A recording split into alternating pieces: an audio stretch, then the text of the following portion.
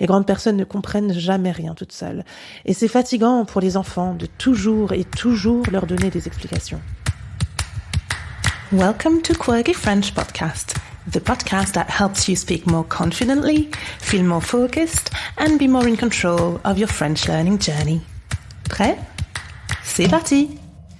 Salut! Welcome to episode 13 of Quirky French Podcast, the podcast that will help you develop your speaking, your listening, and your confidence in French.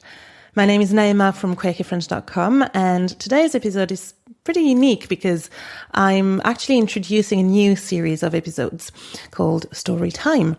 And in each Storytime episode, you're basically going to discover a book. And it's going to be like a little audio story in French. So I'm going to introduce the book, give you a bit of context about the book, the author, and some information around the story. And then I'll be reading the first chapter for you to follow along. But more importantly, I'm also going to provide some vocabulary, some grammar insights, and some comprehension questions. And I've decided to start this new series because many of you want to practice your listening with French audiobooks. And I love this idea. And I've found that you can actually find a lot of audiobooks online, but there's no context. You don't really have anything that can help you navigate the language and learn French. So I really wanted to take things a bit further and design an experience that will, both allow you to immerse yourself into the story and study French at the same time. So today we're going to start with a classic, Le Petit Prince, The Little Prince by Antoine de Saint-Exupéry. Might as well start big with the most translated book in the world after the Bible. So I thought it was a good idea. But here's how it's going to work before we even start. On this episode's webpage, so you can head on to www.quirkyfrench.com/podcast/episode 13. You'll find 3 documents: the book, the chapter's guide, and a slowed down version of the chapter story. For the book, there's a lot of things that you can do, different ways that you can approach this activity. If you want, you can read along. That could be really useful if you find that listening on its own is a bit challenging. You can also read along to practice your kind of phonetics listening skills, really connecting how written words actually sound like. So you can read along, and there's a lot that you can do with simply reading along. Or you can just do some listening without the text, but then you can refer to the text after you listen to the story. And then there's also the chapter's guidebook. So in this guidebook, you will find some vocabulary, some grammar references, and of course the follow-up comprehension questions and answers. Because obviously in today's episode, in the audio, I'm only going to ask you the questions, but if you want to get the answers, refer back to the guidebook. Finally, the slower version is going to help you work your way up. You can always refer back to the slower version and compare. You'll see the differences between kind of a careful, slower, fully articulated reading in comparison to a fast-paced reading that sounds a little bit more like a natural speech, informal speech. And of course, if you enjoy this podcast and if you enjoy the exercise, you can also enter your email to receive the following chapters. And again, you'll have access to the audio story as well as the chapter's guidebook. But that's it. Enough with the intro. We're going to start with our first Storytime book, Le Petit Prince. Okay, so about this book. The Little Prince is a story about a child, Le Petit Prince, and he's basically traveling around the universe and visiting different planets and getting to know different characters. And as he visits those planets, there's a lot of themes and different topics that are explored. Friendship, love, loneliness, loss. And for all of those reasons, Some people think that it's a kid's book. Others think that it's an adult's book because it's a child traveling. But the topics are actually really deep. I picked Le Petit Prince because it's a classic, so you've probably heard of it. If not, well, this is perfect because this is going to introduce you to, a really famous story. And the other reason I chose this book, which kind of leads to my next point about the level, is that regardless of your level, there's going to be a lot that you can take from this book. Actually, some people think that it's more like an intermediate type of book, and others actually argue that it's more an advanced book with really complex language. And the reason why not that many people agree is because on the face of it, the sentences, they seem pretty simple, but there's actually a lot of hidden messages. There's a lot of poetry and implicit language. So there's an element of complexity here that, perhaps more advanced learners will be able to get.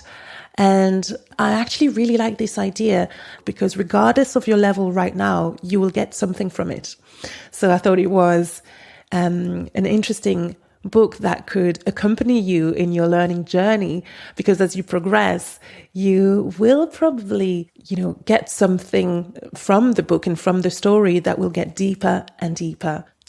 So that's basically it. And just to help you prepare, chapter 1 lasts roughly 2 minutes, 40 seconds, something like that. So you get an idea of how long you need to concentrate for.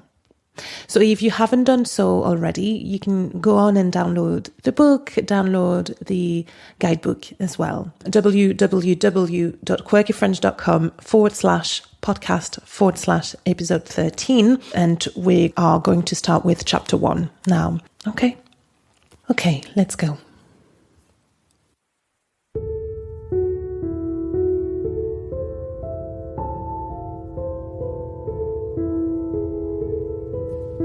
Le Petit Prince.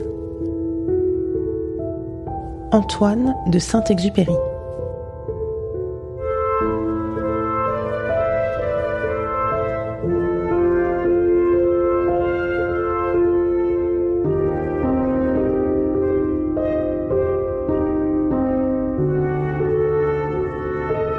Chapitre 1.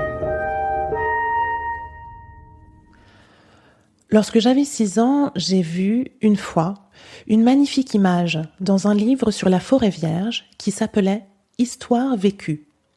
Ça représentait un serpent boa qui avalait un fauve. Voilà la copie du dessin. On disait dans le livre « Les serpents boa avalent leur proie tout entière, sans la mâcher. Ensuite, ils ne peuvent plus bouger et ils dorment pendant les 6 mois de leur digestion. » J'ai alors beaucoup réfléchi sur les aventures de la jungle et, à mon tour, j'ai réussi, avec un crayon de couleur, à tracer mon premier dessin. Mon dessin numéro 1. Il était comme ça. J'ai montré mon chef-d'œuvre aux grandes personnes et je leur ai demandé si mon dessin leur faisait peur. Elles m'ont répondu « Pourquoi un chapeau ferait-il peur ?» Mon dessin ne représentait pas un chapeau.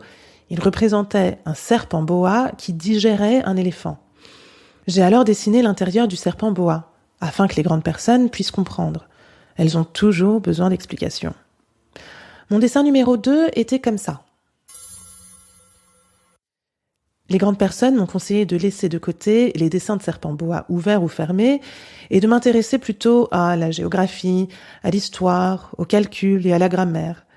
C'est ainsi que j'ai abandonné, à l'âge de 6 ans, une magnifique carrière de peintre. J'avais été découragée par l'insuccès de mon dessin numéro 1 et de mon dessin numéro 2. Les grandes personnes ne comprennent jamais rien toutes seules, et c'est fatigant pour les enfants de toujours et toujours leur donner des explications. J'ai donc dû choisir un autre métier et j'ai appris à piloter des avions. J'ai volé un peu partout dans le monde. Et la géographie, c'est exact, m'a beaucoup servi. Je savais reconnaître, du premier coup d'œil, la Chine de l'Arizona. C'est très utile si on est égaré pendant la nuit. J'ai ainsi eu, au cours de ma vie, des tas de contacts avec des tas de gens sérieux. J'ai beaucoup vécu chez les grandes personnes. Je les ai vus de très près. Ça n'a pas trop amélioré mon opinion. Quand j'en rencontrais une qui me paraissait un peu lucide, je faisais l'expérience sur elle de mon dessin numéro 1 que j'ai toujours conservé. Je voulais savoir si elle était vraiment compréhensive. Mais toujours, elle me répondait « c'est un chapeau ». Alors je ne lui parlais ni de serpent boa, ni de forêt vierge, ni d'étoiles. Je me mettais à sa portée. Je lui parlais de bridge, de golf, de politique et de cravate. Et la grande personne était bien contente de connaître un homme aussi raisonnable.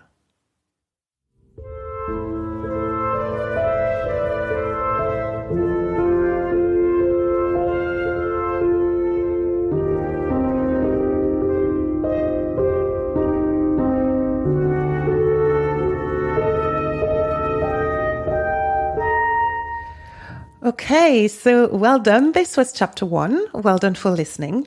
And now we're going to move on to some questions about chapter 1. Question 1. What does the narrator do for a living?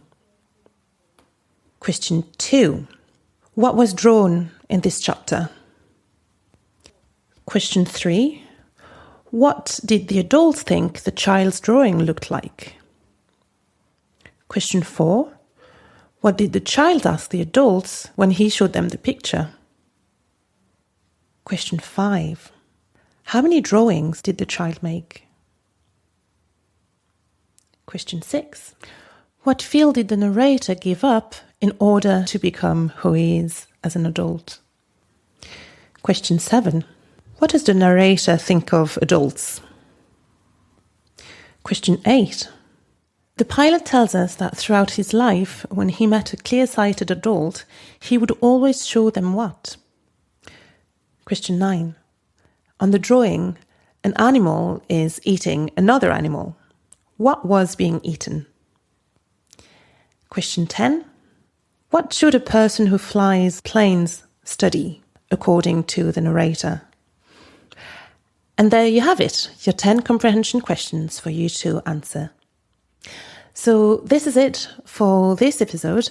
You've just listened to chapter 1 of Le Petit Prince, The Little Prince, and you've got a few comprehension questions for you to go through. Now, you can listen to this chapter several times. Take some time if you need to go through the comprehension questions.